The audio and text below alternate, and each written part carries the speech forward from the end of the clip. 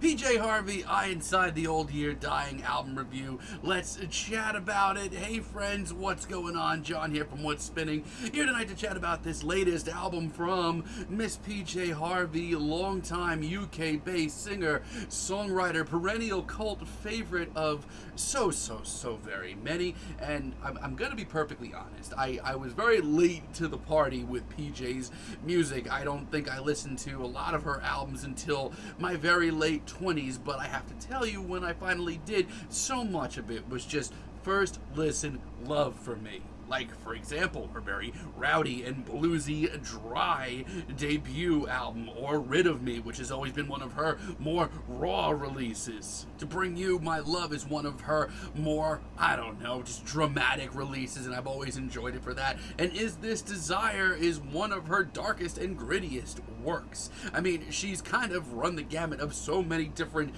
channels of alternative rock and indie rock over the years, and not for nothing. And I've said it before, and I'll say it again. Stories from the City, Stories from the Sea is my all-time favorite PJ Harvey album. But as the 2000s rolled on, a few more issues, at least for my personal tastes, came up when it came to PJ's music, like her 2004 album, Her. I thought this was her worst record. This, to me, sounded like PJ really spinning her wheels and not giving us anything new or exciting. That's just me, though. And while White Chalk did have that sort of gothy aesthetic to it that I crave, I just thought that she never took the ideas of the album far enough. Once again, that's just me, though.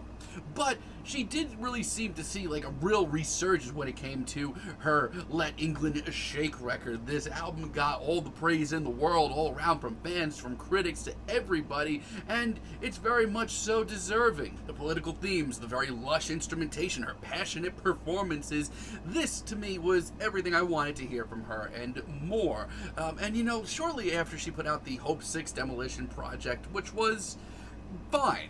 I thought it was a fine album. This to me was like Let England Shake, but light. Like, I thought there was really good moments, but also just kind of middle of the road moments. It's fine. Now, leading up to this album, I was hyped, and then I started hearing the singles, which, God, I mean, I thought they were all right at best, but they weren't really gripping me. They weren't really, making me come back and get excited for this album all over again. But I said to myself, it's about the album, and it's here now. Let's chat about it. I will say this about the album. When PJ's on, she is most certainly on and still has a ton to offer. Like, for example, August Term.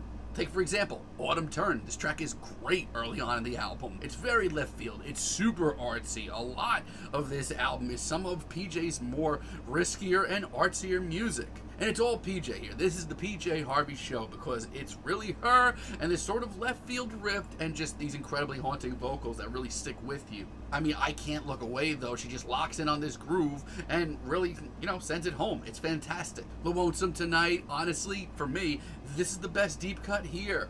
I love the bluesy, stripped down, throwback riff that brings me back to her early days. It's great. It takes me to a really simple time in PJ's discography, but it goes one step further because it also has the quiet intensity of some of her best stuff. And her vocals here, they sound great. They soar over everything. And like some of PJ's best stuff, she has a ton to say. This is an awesome track and one of my favorite ones here. Seaman Eye, on the other hand, is one of the most stark tracks here. This track is very, very different than the rest of the album. I mean, it starts off with nothing but PJ's vocals, and it kind of sticks that way until some very patient drumming and a bluesy riff comes in. It's par for the course for PJ's music. And you know what? All around, I think it's one of the better tracks here and a great modern sound for PJ. It has the grit of her early career, but it also has the really poignant, very, very current lyrics of some of her more recent projects. It's a fantastic deep cut. The Nether-edge also, really good. This is one of the oddest and most genuinely out there and twisted tracks on this album. It's dark, it's abrasive, and it's really interesting. Like I said, this is a very artsy album from PJ, and it doesn't get much more out there than this. And honestly, this track alone is a huge feather in that sound's cap. This instrumental just slithers along. It sounds so dangerous, and the vocal effects, which aren't going to be for everyone, I think they're done really well here. And I Inside the Old Year Dying, this album's title track, is also really solid. This is a hell of a folk rock tune between PJ's cutting vocals and this sort of folk rock riff. It's a hell of a track. When she's on, she's on. She doesn't need an overblown track to get her point across, and this is a great example of that. It's one of the shortest tracks here, but it's an emotional gut punch. But listen, so far it's been a pretty decent record, but I can't be the only one that feels a little let down by this project. There's some really awkward moments that don't go anywhere, and so much so that it kind of, I don't know, makes me wish that she would strip things down a little bit. Like Prayer at the Gates, for example. This starts this album off. It's one of, the artsier and more experimental tracks here, and listen, there's some really good ones. This isn't one of them. PJ sounds really awkward on this track.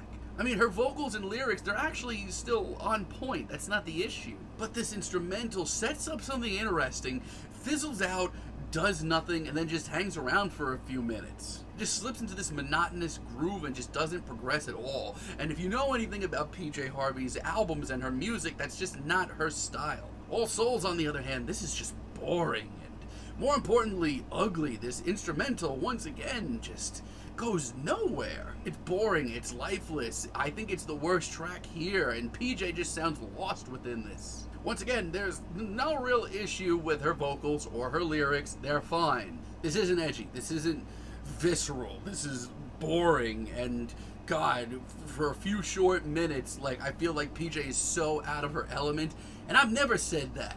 I Inside the Old I Dying, I'm gonna be honest, this instrumental and this atmosphere, right on. I love how wintry and cold and folky this is. Everything about this atmosphere I am enamored with. PJ Harvey on this track, on the other hand, I am not. Her performance is average at best, and the production here is so muddled you can barely hear her. It's a letdown, and it should have been great, and August isn't much better.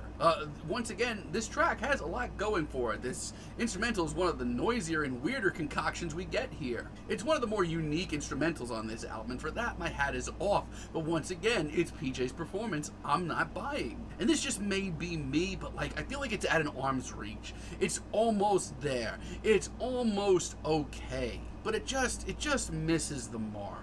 And I wish I liked this album more, but it's average. Like A Child Questioned August. This was a single leading up to this album, and initially I did not like it. I did not find anything interesting about it. Now, it has grown on me in the grander scheme of the album. It's not the most epic or, I don't know, more interesting instrumentals here. It's a little slow at times, but I can't deny its weird sense of regality to it. But it's PJ's performance here that I love so much. It hits home. A Child's Question July, on the other hand, I do really love the, once again, very quiet intensity to this track.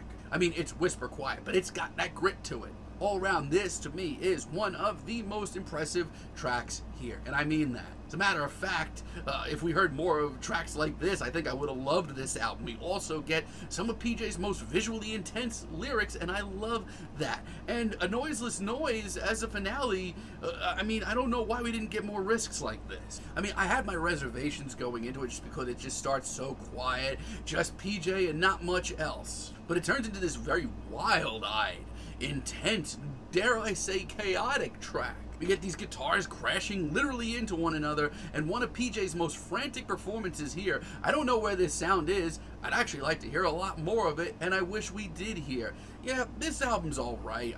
Certainly there's a bulk of tracks here that show PJ getting in touch with her artsier side and doing it in a really refreshing, bold way. Taking some experiments, some of them pay off, but also some of them come off really awkward and kind of make me wish that she would just go back to what she's been doing. I salute her attempts, but the risks that pay off the most, we don't hear that sound much more for the rest of this album. This is just PJ Harvey trying to be a little artsier than usual, and the result is a mixed bag. I'm feeling a decent 6 on this album, but let me know what you all think down below. If you liked the video, be sure to give us a like, give us a subscribe, and let me know down below what you would like for me to chat about in the future. And until next time, have a great day, friends.